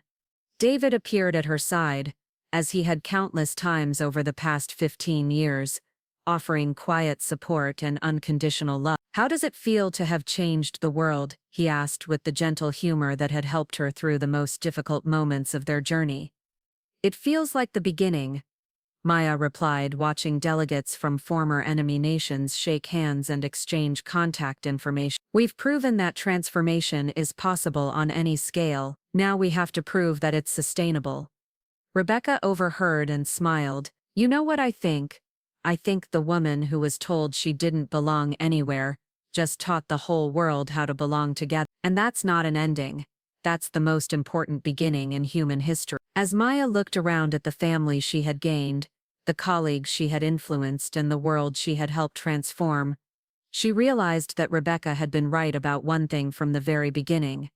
She really hadn't belonged in the small, exclusive world she had first encountered. She had belonged in something much larger, a world where everyone could find their place, where conflicts became opportunities for growth, and where the quiet strength of one person's refusal to accept rejection could ultimately teach humanity how to accept each other. The quiet military wife, who had been told she didn't belong anywhere, had indeed made sure that no one would ever have to feel that way again. And in doing so, she had discovered that her true mission had never been to find where she belonged. It had been to create a world where belonging was everyone's birthright. The kitchen doctrine had become humanity's greatest gift to itself, the knowledge that every conflict contained the seeds of its own resolution, and that the most powerful victories were the ones that left everyone stronger than they had been before. 20 years after the confrontation that started it all, Maya Rodriguez found herself in an unexpected role, grandmother. At 5'4", she cradled her 3-month-old granddaughter, Isabella Rodriguez Chen, in the same Connecticut kitchen where she had once faced Rebecca's hostility. The baby's eyes, dark and alert like her grandmother's, seemed to take in everything with the kind of focused attention that Maya recognized from her own intelligence training. She's going to be trouble, just like her grandmother, David said with a laugh, settling into the chair beside Maya with his morning coffee. At 56, he had recently retired from his position as State Director of Veteran Services to focus on the Rodriguez Family Foundation's expanding international programs. The gray at his temples had spread, but his eyes still held the same warmth that had first attracted Maya decades ago. Tommy, now 38 and serving as Deputy Director of the National Security Agency, paced nervously around the kitchen island. His wife Sarah was upstairs resting after a difficult night with their newborn, and Tommy was discovering that his expertise in cybersecurity didn't translate well to infant care. Dad, I've handled international cyber attacks, but I can't figure out why she cries every time I hold her, Tommy confessed, running his hands through his hair in frustration. Maya smiled, remembering her own early days with motherhood when she and David had adopted Maria, a teenage refugee from El Salvador whose family had been helped by their foundation. Maria was now 25, finishing her PhD in international relations at Yale, and expecting her own first child with her husband James. She can sense your anxiety, Maya explained, shifting Isabella to demonstrate the calm confidence that came from years of high-pressure situations. Babies are like intelligence targets. They respond to your energy more than your words. When you're tense, they're tense. When you're calm, they relax. The kitchen door opened, and Elena entered with the careful steps of someone who had celebrated her 85th birthday the previous month. Despite her age, she insisted on maintaining her morning routine of preparing fresh fruit for the family breakfast. Her eyes lit up when she saw Isabella in Maya's arms. "There's my beautiful great-granddaughter," Elena cooed, settling into her favorite chair with the grace of someone who had learned to accept help without surrendering dignity. "Maya, dear, she has your intelligence in her eyes. I can see it already." Maya felt a familiar warmth at Elena's words. The woman who had become more of a mother to her than her own biological parent had developed an almost mystical ability to see potential in children. She had predicted Tommy's aptitude for technology, Sophia's gift for leadership, and Maria's passion for diplomacy, years before any of them had shown obvious signs of their future paths. Speaking of intelligence, Elena continued with a mischievous smile, "Rebecca called this morning. She has some interesting news about the Nobel Committee." Maya's attention sharpened. For the past 3 years there had been rumors that her work in conflict resolution was being considered for the Nobel Peace Prize, but she had learned to treat such speculation with skepticism. Too many deserving people had been overlooked by the committee for her to take anything for granted. "What kind of news?" David asked, leaning forward with interest. Before Elena could answer, the kitchen filled with the sound of multiple cars pulling into the drive. Through the window, Maya could see Rebecca's official diplomatic vehicle, followed by what appeared to be a convoy of black SUVs with government plates. "That would be Rebecca now," Elena said with satisfaction. She insisted on delivering the news in person. The front door opened, and Rebecca entered with the purposeful stride of someone accustomed to managing international crises. At 53, her role as U.S. ambassador to the United Nations had given her a gravitas that would have been impossible to imagine during their early conflict. But what struck Maya most was the genuine joy radiating from Rebecca's face. "Maya Rodriguez," Rebecca announced formally, then broke into a grin that transformed her entire expression. "I have the honor of informing you that the Norwegian Nobel Committee has selected you as this year's recipient of the Nobel Peace Prize." The kitchen fell silent except for Isabella's soft breathing.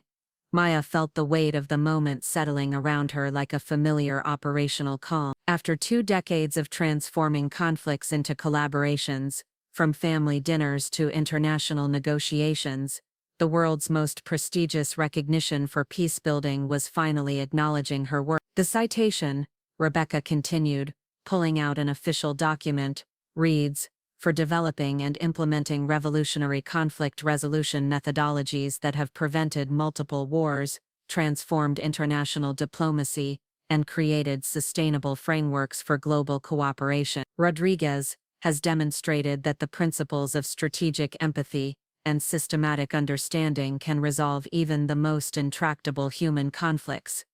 Tommy whooped with excitement, immediately reaching for his phone to share the news with Sarah upstairs. Elena clasped her hands together with tears of joy, while David simply squeezed Maya's free hand, his touch conveying pride that words couldn't express. But Maya found herself thinking about the incredible journey that had led to this moment. 20 years ago, she had been a recently discharged intelligence officer trying to navigate a hostile family gathering. The woman announcing her Nobel Prize was the same person who had once told her she didn't belong in the Rodriguez family. "There's more," Rebecca said, her voice becoming more serious. "The committee specifically requested that I be present for this announcement. They want to include our story, the transformation of our relationship, as part of the Nobel lecture. They believe our journey from adversaries to collaborators perfectly illustrates your methodology in action." Maya looked at Rebecca with new understanding. The Nobel Committee wasn't just recognizing her individual achievements, they were acknowledging that her most important work had been the transformation of personal relationships that had then scaled to global impact. "Rebecca," Maya said quietly, "are you comfortable with sharing our story publicly? It wasn't exactly our finest moment." Rebecca's laugh was warm and genuine. "Maya, Our story is the proof that your methods work. If I can go from trying to exclude you from family dinners to nominating you for the Nobel Peace Prize, then there's hope for any conflict in the world. I want people to know that even the most bitter enemies can become family. Isabella stirred in Maya's arms, as if sensing the significance of the conversation around her. Maya looked down at her granddaughter and thought about the world she would inherit, a world where the Rodriguez Protocol was taught in schools, where diplomatic training included modules on strategic empathy, and where conflicts were increasingly resolved through understanding rather than force. You know what I realized? Maya said, looking around at the faces of people who had become her chosen family through years of mutual growth and support. The Nobel Prize isn't the end of anything, it's the beginning of a new chapter. We've proven that transformation is possible on every scale, from kitchen conversations to international treaties. Now we have to prove it's sustainable across generations. Elena smiled with the wisdom of someone who had watched her family transform from a collection of individuals into a force for global change. Maya dear, sustainability was never the question. Look around this kitchen. Look at Tommy with his daughter, Rebecca with her diplomatic career, Maria finishing her doctorate. Look at the foundation, the protocols, the lives changed. You didn't just transform conflicts, you created a legacy of transformation that will outlive all of us. As Maya held her granddaughter and looked around at the family that had been forged through conflict and strengthened through understanding, she realized that Elena was right. The Nobel Prize was recognition of work already completed. The real victory was in the continuation, in knowing that the principles she had developed would be carried forward by people who understood that the most important battles for peace began in the most personal relationship. The quiet military wife who had been told she didn't belong anywhere had created a family, a methodology, and a movement that would ensure no one else would ever have to feel that way again. And now, with a new generation in her arms, she was ready to begin the next phase of that mission. The best was yet to come. 6 months after receiving the Nobel Peace Prize, Maya Rodriguez stood in the Oslo Opera House, facing an audience of 3,000 world leaders, diplomats, and peace activists. The ceremony had been moved from the traditional city hall to accommodate the unprecedented global interest in her story. Outside, crowds of protesters turned supporters filled the streets, holding signs that read, "Kitchen diplomacy saves lives," and "From family feud to world peace." The Nobel Lecture Hall had been transformed into something resembling a massive family gathering, with circular seating arrangements that encouraged dialogue rather than hierarchical presentation. Maya had insisted on this format, explaining that peace couldn't be lectured into existence, it had to be modeled and experienced. 21 years ago, Maya began, her voice carrying to every corner of the hall, I sat in a kitchen in Connecticut while someone I barely knew told me I didn't belong in her family. Tonight, I want to tell you about what happened next, because that conversation changed not just my life, but the way we think about conflict resolution itself. In the front row, Rebecca sat with tears already streaming down her face. Beside her, the entire Rodriguez family filled 2 rows, David, holding baby Isabella, Tommy and Sarah with their 3 children, Maria and James with their newborn son, Elena in a wheelchair but beaming with pride, and even Mark, who had become a successful author writing about financial ethics and family dynamics. But what made this moment truly extraordinary was the composition of the audience. Every major world leader was present, but so were ordinary families who had used Maya's methods to resolve their own conflict. The President of the United States sat next to a couple from Detroit who had saved their marriage using the Rodriguez Protocol. The Secretary General of the United Nations shared a row with a group of former gang members from Los Angeles, who had become community peace mediators. My sister-in-law Rebecca, Maya continued, gesturing toward the front row, thought she was protecting her family's status and security by excluding me. What she couldn't see was that exclusion creates the very insecurity it claims to prevent. When we make others feel like they don't belong, we guarantee that conflict will follow. The hall was absolutely silent as Maya walked to a large screen, showing before and after photos of conflict zones around the world. Images of the Kashmir region showed the transformation from militarized borders to collaborative research stations. Photos from Syria displayed refugee camps, that had been converted into thriving international community. Pictures from the Arctic revealed former military installations, now serving as multinational climate research facilities. Every one of these transformations began with someone in a room saying, "You don't belong here," and someone else responding, "Then let's build a place where we all belong," Maya explained. The methodology we developed didn't come from academic theory or military strategy. It came from the simple recognition that all conflicts, whether between individuals or nations, stem from the same fundamental fear that there isn't enough security, respect, or belonging to go around. Maya's presentation included video testimonials from unexpected sources. Former enemies in Northern Ireland described how the Rodriguez Protocol had helped them move from ceasefire to genuine collaboration. Palestinian and Israeli mayors appeared together, explaining how they had transformed border disputes into shared water management projects. Even more surprising, former cartel leaders from Colombia and Mexico had used Maya's methods to transition their organizations from drug trafficking to legitimate businesses. But the most powerful moment came when Maya invited Rebecca to join her on stage. "Ladies and gentlemen," Maya said, "I want you to meet the woman who changed my life by trying to destroy it." Rebecca Sterling Rodriguez, currently serving as U.S. Ambassador to the United Nations, was once my most determined enemy. "Rebecca, would you tell them what you learned?" Rebecca approached the microphone with the poise of someone who had addressed world leaders countless times, but her voice carried a vulnerability that hushed the entire hall. "I learned that when you try to make someone else not belong, you end up not belonging to yourself," Rebecca said simply. "I was so afraid of losing my position in my family that I tried to push Maya out. What I discovered was that my real fear wasn't about family hierarchy. It was about whether I had any value beyond my birthright and social connections." She paused, looking directly at Maya before continuing. Maya didn't just defend herself against my attack. She saw through them to understand what I really needed, to know that I could contribute something meaningful to the world. Instead of destroying me for my hostility, she created opportunities for me to discover my own worth. That's not just conflict resolution, that's transformation. The audience erupted in applause, but Maya raised her hand for quiet. "This is why the Rodriguez Protocol works where other approaches fail.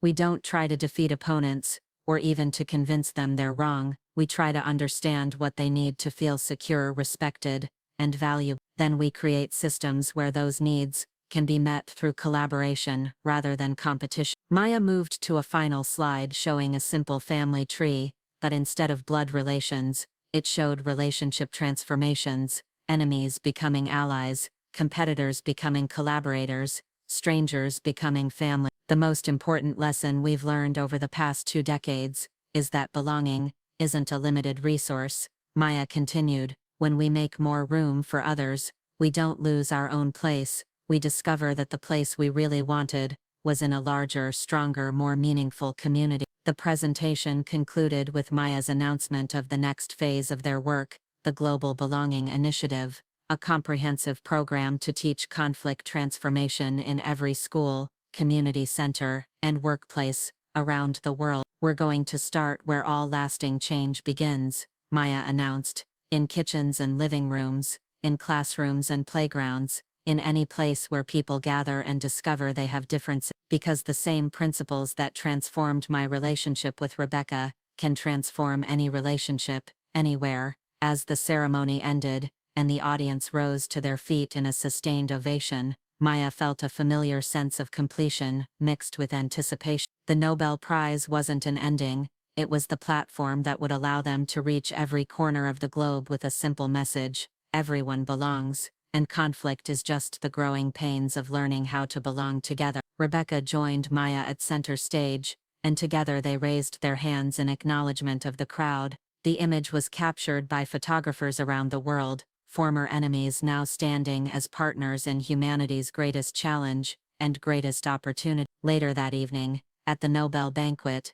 Maya found herself seated between the Prime Minister of Norway and a kindergarten teacher from Somalia, who had used the Rodriguez Protocol to integrate refugee children into her classroom. The teacher leaned over during the main course with a quiet observation: "Dr. Rodriguez, my students don't know they're practicing international diplomacy, they just know they're learning how to play together. That's the beautiful thing about your method. It works because it's not complicated. It's just human. Maya smiled, thinking about baby Isabella sleeping peacefully back in Connecticut, and about all the children around the world who would grow up in a world where conflict transformation was as natural as learning to read. The quiet military wife who had been told she didn't belong anywhere had indeed created a world where everyone could belong everywhere, and now with the full weight of global recognition behind her, she was ready to make that vision a reality for every human being on Earth. The real work was just beginning, and for the first time in her life,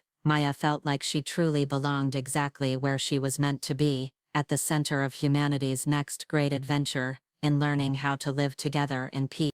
25 years after the confrontation that started it all, Maya Rodriguez faced her greatest challenge yet. At 59, she stood in the emergency session of the United Nations Security Council, watching as decades of her work hung in the balance. The Global Belonging Initiative had been so successful that it had triggered an unexpected backlash from those who profited from conflict and division. The crisis had begun 3 months earlier, when a coalition of arms dealers, authoritarian regimes, and extremist groups had formed what intelligence agencies were calling the Conflict Preservation Alliance. Their goal was simple: discredit and destroy the Rodriguez Protocol before it could eliminate their power bases entirely. They had orchestrated simultaneous terrorist attacks in 12 countries, specifically targeting communities that had successfully implemented Maya's conflict resolution methods. Dr. Rodriguez, the Secretary General, said grimly, "They've made this person." The latest intercepted communications show they're planning something they call Operation Kitchen Fire, a coordinated attack on your family compound in Connecticut, designed to prove that your methods can't protect even those closest to you. Maya felt the familiar coldness of operational thinking settle over her as she reviewed the intelligence briefing. The enemy had made a strategic error. They had threatened her family, but more importantly, they had fundamentally misunderstood what her work had created over the past quarter century. The compound in Connecticut was no longer just the Rodriguez family home. It had evolved into a training center where conflict mediators from around the world came to learn and practice. At any given time, there were 30 to 50 people in residence: former enemies turned peace advocates, families rebuilding after trauma, and world leaders learning to apply Maya's methods in their own context. Rebecca, now 58, and serving her second term as U.S. ambassador to the UN, had been the first to insist that they not evacuate the compound. "Maya, they're trying to prove that your vision of universal belonging is naive idealism. If we run, we validate their claim. If we stay and transform this threat into an opportunity, we prove that your methods work even under the ultimate pressure." The decision to stay had not been taken lightly. Elena, now 90 and the acknowledged matriarch of their extended family, had gathered everyone in the same kitchen where it all began. Tommy, at 43 and recently promoted to director of the NSA, had presented detailed security assessments. Maria, now Maria Rodriguez Thompson, and a leading expert in diplomatic psychology, had analyzed the psychological profile of their attacker. Even the youngest generation had been consulted. Isabella, now 5 and showing early signs of her grandmother's analytical intelligence, had asked the question that crystallized their decision: why are the bad people scared of Grandma Maya teaching everyone to be friends? David, at 61 and still Maya's anchor through every storm, had made the final observation that settled the matter. "We've spent 25 years proving that conflict transformation works. Now we have the chance to demonstrate it under conditions that will convince even the most skeptical observers. This isn't just about protecting our family, it's about validating everything we've built." The compound's response to the threat had become a masterclass in applied conflict resolution. Instead of increased security measures, they had implemented increased openness. They broadcasted live streams from every room, invited international media to establish permanent bureaus on the property, and most remarkably extended an open invitation to the Conflict Preservation Alliance to send representatives for dialogue. "We're not going to fight this threat," Maya explained to the Security Council. "We're going to transform it. The people behind these attacks believe that conflict is inevitable, that some humans are naturally enemies, that peace is a naive fantasy. We're going to prove them wrong by treating them exactly the way I treated Rebecca 25 years ago. The strategy was unprecedented in security terms and brilliant in psychological ones. By removing all defensive postures and instead creating maximum transparency and invitation, Maya had reframed the entire situation. The would-be attackers could no longer position themselves as righteous warriors fighting a hidden enemy.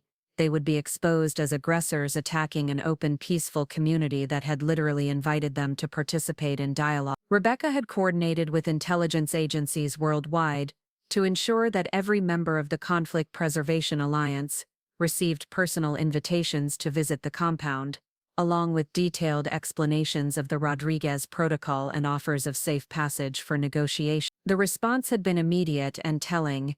Several mid-level operatives had broken ranks to accept the invitations, curious about methods they had been ordered to destroy. The first defector had been Colonel Dmitry Volkov, a former Russian intelligence officer who had been recruited by the Alliance to develop psychological warfare strategies against Maya's work. He arrived at the compound expecting to conduct reconnaissance for an attack and instead found himself sitting in Elena's kitchen, drinking tea and explaining his own fears about a world without conflict. "I have been soldier for 30 years, Volkov had told Maya during their first conversation. "Conflict is what I understand. Without enemies, what is purpose of someone like me?" Maya's response had been classic Rodriguez protocol. "Dmitry, the same skills that make you an effective warrior can make you an effective peacemaker. Instead of creating enemies, you could create allies. Instead of winning battles, you could prevent wars. The question isn't whether you have value without conflict, it's whether you're ready to discover your value through collaboration." Within 2 weeks, Volkov had become one of the compound's most effective trainers, using his military background to help other former soldiers transition their skills from warfare to peacebuilding. His public testimonials, broadcast live from the compound, had triggered a cascade of defections from the Alliance. The situation had created an unexpected opportunity for the ultimate validation of Maya's work. International media coverage was unprecedented, with news organizations providing continuous coverage of what they had dubbed the Connecticut experiment. Millions of viewers worldwide watched daily as former enemies learned to become allies, as threats were transformed into invitations, and as the principles Maya had developed in a family kitchen were applied to genuine national security challenges. But the real test was yet to come. Intelligence reports indicated that the core leadership of the Conflict Preservation Alliance was planning a final desperate assault on the compound. They had recruited mercenaries, acquired military-grade weapons, and scheduled a coordinated attack designed to create maximum casualties and media impact. Maya stood before the Security Council as reports of the approaching threat filled the chamber. "Ladies and gentlemen, in approximately 18 hours, everything we've built over the past 25 years will face its ultimate test. The people approaching our home believe that violence is the only real power, that fear is stronger than love, that conflict is more natural than cooperation." She paused, looking around at faces that had become familiar over years of diplomatic collaboration. "Tomorrow we're going to prove them wrong, not through superior force or better defenses, but through superior understanding. We're going to treat them the same way Rebecca learned to treat me, not as enemies to be defeated, but as humans to be understood and included." Rebecca stood from her seat in the diplomatic gallery. "Mr. Secretary General, I request permission to return to Connecticut immediately. Whatever happens tomorrow, I want to be standing beside the woman who taught me that the strongest response to 'you don't belong here' is to create a place where everyone belongs." As Maya prepared to leave New York for what could be the final test of everything she had built, she thought about baby Isabella, now old enough to understand that her grandmother was facing danger. The little girl had asked that morning, "Grandma, what if the bad people don't want to be friends?" Maya had answered with the same quiet confidence that had sustained her through 25 years of transformation. "Then we'll love them until they remember how." The quiet military wife who had been told she didn't belong anywhere was about to discover whether love really was stronger than hate, whether understanding could triumph over violence, and whether the principles developed in a family kitchen could withstand the ultimate test of armed assault. Tomorrow would prove whether she had changed the world, or whether the world would change her back. Dawn broke over the Connecticut compound on what would become known as the most watched day in modern history. 2 billion people worldwide were tuned into live streams as Maya Rodriguez, at 59, prepared to face the ultimate test of her life's work. The Conflict Preservation Alliance's final assault force, 37 heavily armed mercenaries, led by war criminal Viktor Kozlov, was approaching the property with orders to kill everyone and destroy the global symbol of peaceful conflict resolution. Maya stood in the same kitchen where it all began 25 years earlier, but now it was filled with an extraordinary assembly. Rebecca, who had flown through the night from New York, stood beside her former enemy-turned-sister. David held baby Isabella while 5-year-old Maya Elena played quietly with blocks, seemingly unaware that the world was watching. Elena, at 90, sat in her wheelchair with the serene dignity of someone who had lived through a century of human conflict and chose to end her days witnessing humanity's attempt to transcend it. But the most remarkable presence was that of Colonel Dmitry Volkov, the former Russian intelligence officer who had defected from the alliance just weeks earlier. He stood at the kitchen window, tears streaming down his weathered face as he provided real-time intelligence about his former comrade's approach.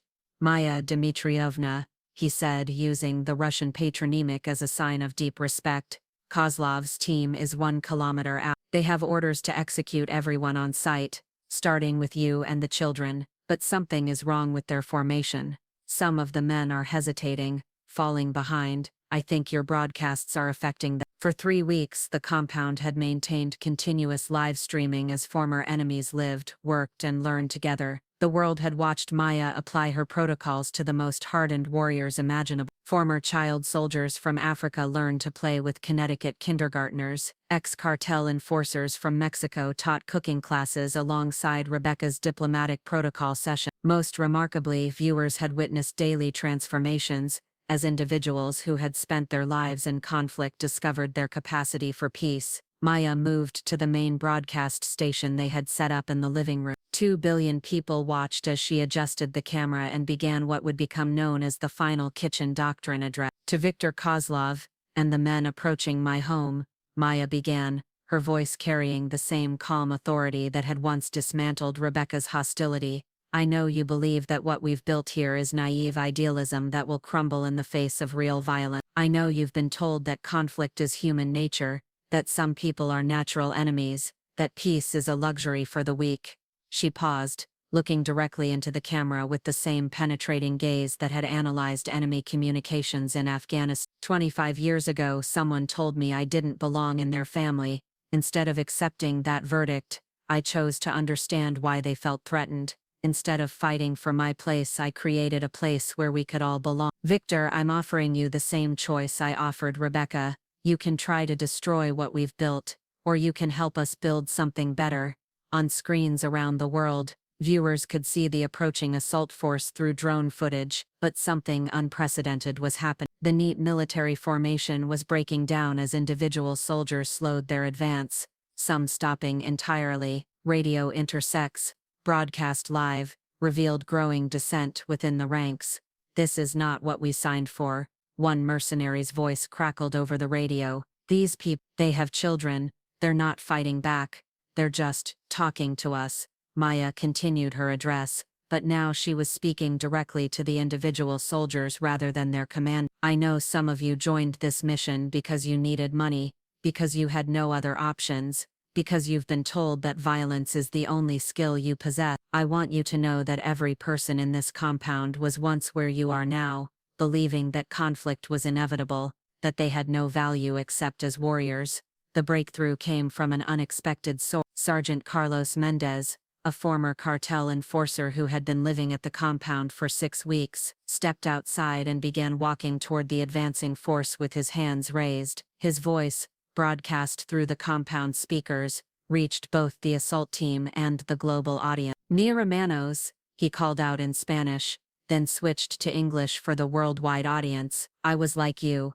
I thought violence was strength, that fear was respect, but these people showed me something different. They showed me that the same courage it takes to fight can be used to heal. The same leadership that commands soldiers can build communities. The same loyalty that binds warriors can unite families." One by one, soldiers began breaking from formation, First 3, then 7, then half the assault force stopped advancing, and stood listening to Mendez's work. Viktor Kozlov's voice over the radio became increasingly desperate as he ordered his men to continue the attack, but his authority was dissolving in real time. The tipping point came when Maria Rodriguez Thompson, now a respected diplomat, but once a teenage refugee, walked out of the compound with her own infant son in her arms. She approached the nearest hesitating soldier and, in full view of the global audience, offered him a cup of coffee. "My name is Maria," she said simply. 20 years ago, Maya and David saved my life when my family was murdered in El Salvador. They didn't just give me shelter, they gave me a future. Whatever you're being paid to hurt these people, I promise you it's not worth what you'll lose if you follow through." The soldier, a young man barely out of his teens, lowered his weapon and accepted the coffee. The image, a mother offering hospitality to an armed stranger, became the defining moment of the confrontation. Viktor Kozlov, seeing his mission collapse, made a final desperate decision. Breaking from his remaining loyalists, he charged toward the compound alone, screaming threats, and firing his automatic weapon into the air. Maya, watching from the kitchen window, made a choice that would be analyzed by military strategists and psychologists for generations. She walked outside to meet him. "Victor," she said calmly as he approached with his weapon raised, "you're afraid that if conflict ends, you'll have no purpose. You're afraid that without enemies, there's no place for someone like you. I understand that fear because I've felt it myself." Kozlov stopped 10 feet away, his gun trained on Maya's chest, his face twisted with rage and confusion. "You understand nothing, you weak Americans, with your naive philosophies. You know nothing about real conflict, real war." "I know that you were 8 years old when your village was destroyed," Maya replied, her voice gentle but carrying clearly to the global audience. "I know that you've spent 43 years trying to make sense of that trauma by inflicting it on others. I know that you believe strength means never showing vulnerability, but Victor, the strongest thing you can do right now is put down that weapon and let us show you another way." For 30 seconds that felt like hours, Kozlov stood frozen, his weapon trained on the woman who had dedicated her life to proving that his worldview was wrong. Around them, his former subordinates watched in silence, some with their own weapons lowered, others beginning to move closer to the compound's residents. 2 billion people held their breath as the fundamental question of human nature hung in the balance. Would fear triumph over love? Would violence prove stronger than understanding? Would the kitchen doctrine survive its ultimate test? Maya took a step closer to Kozlov, her hands empty, her face calm. "There's a place for you here, Victor, not as a destroyer but as a builder, not as an enemy, but as family. The only question is whether you're brave enough to accept it." The gun in Kozlov's hands began to shake as 25 years of Maya's work, and the accumulated hope of humanity waited for his decision. The gun trembled in Viktor Kozlov's hands, as Maya Rodriguez took another step forward, her empty hands visible to the 2 billion people watching around the world. For 43 years, Kozlov had lived by a simple creed: strength meant domination, survival meant eliminating enemies, and showing mercy was weakness. Now faced with a 59-year-old grandmother who refused to treat him as an enemy, his entire worldview was crumbling. "You don't understand," Kozlov whispered, his voice cracking with decades of suppressed pain. "I have done things, unforgivable things. There is no place for someone like me in your peaceful world." Maya stopped just 3 feet away from the muzzle of his weapon, close enough that the global audience could see the tears beginning to form in Kozlov's eyes. When she spoke, her voice carried the same gentle authority she had used with Rebecca 25 years earlier. "Victor, 25 years ago, someone told me I didn't belong in their family. They were right, I didn't belong in the family that existed then, but that didn't mean I could never belong. It meant we had to build a better family, one where everyone could find their place." She gestured toward the compound behind her, where former enemies now stood together watching this ultimate test of human transformation. "The same choice I gave Rebecca, I'm giving you now. You can destroy what we've built here, prove that violence is stronger than love, that fear is more powerful than hope, or you can put down that weapon and help us prove that even the most broken hearts can learn to love again." Kozlov's face contorted with anguish. "You don't know what I've done. Villages burned, families destroyed, children," his voice broke completely. I know exactly what you've done, Maya replied softly. Colonel Volkov briefed me on your history. I know about Chechnya, about Sierra Leone, about Syria. I know about the nightmares that wake you every night, the guilt that drove you to take contracts that promised you could finally die in battle with some shred of honor intact. The watching world held its breath as Maya reached slowly into her pocket and pulled out a photograph, the same crayon drawing her daughter Emma had sent her during her deployment in Afghanistan, the one that had survived combat zones and family conflicts and 25 years of transformation. This is a picture my daughter drew when she was 6 years old, Maya said, holding it where Kozlov could see. 3 stick figures with big smiles, standing in front of a house. At the bottom she wrote, "Come home soon, Dad." For months I carried this in my combat gear, believing that some people deserve to come home to love and others deserve to die alone and hated. She took another small step forward, but my daughter didn't draw 3 figures, Victor. She drew space for more. There's room in that house, in that family, in that love, for anyone brave enough to lay down their weapons and come home. Around the compound, something miraculous was happening. The remaining assault team members were setting down their weapons one by one, not in surrender but in choice. They approached the compound's residents tentatively, and instead of being met with fear or suspicion, they were offered water, food, and gentle conversation. Sergeant Carlos Mendez had his arm around one of the younger soldiers, speaking quietly in Spanish about second chances and redemption. Maria was sitting on the front steps with another former mercenary, showing him pictures of her children and asking about his family. Even Rebecca, once the epitome of social exclusion, was welcoming former enemies into the compound with the grace of someone who had learned that true security came from inclusion, not isolation. But all eyes remained on the central confrontation, where Viktor Kozlov stood with his weapon trained on the woman who had dedicated her life to proving that love was stronger than hate. "I killed a family in Bosnia," Kozlov confessed, his voice barely audible. "Father, mother, 2 children." The boy was maybe 10 years old. He looked at me as he couldn't finish the sentence. Maya nodded with the understanding of someone who had seen the worst of human nature and chosen to believe in the best. "And every day since then, you've been trying to find a way to join them, haven't you? Death as punishment, death as escape from the guilt you carry." Kozlov's gun hand was shaking violently now. "There is no forgiveness for what I've done." "You're right," Maya said simply. "There is no forgiveness, there is only transformation. The question isn't whether you can undo the past, Victor. The question is whether you're willing to spend whatever time you have left creating life instead of destroying it,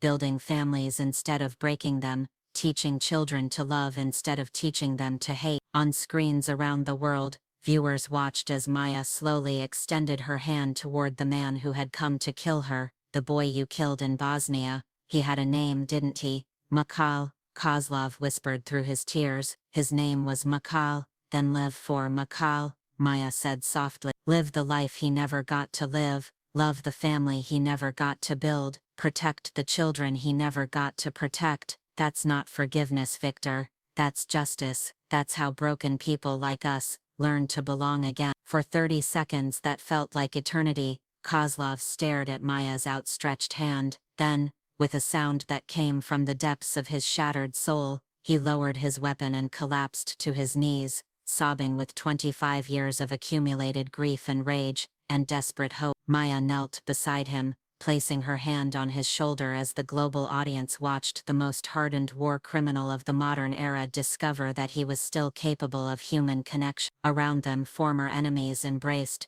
weapons were abandoned, and the fundamental architecture of human conflict began to shift in real time. Rebecca approached, tears streaming down her face, and knelt on Kozlov's other side. "Victor," she said gently, 25 years ago I tried to destroy this woman because I was afraid there wasn't room for both of us in my family's love. She taught me that love doesn't have limits, it only has opportunities to grow. There's room for you too if you want." As the sun reached its zenith over Connecticut, the world witnessed the final validation of the kitchen doctrine. Former enemies helping each other to their feet, weapons transformed into tools for building rather than destroying, and the simple recognition that every human being, no matter how lost or broken, still possessed the fundamental capacity for love and redemption. 10 years later, Maya Rodriguez, now 69, stood in the same kitchen where it all began, but it had been transformed once again. The walls were covered with photographs from around the world: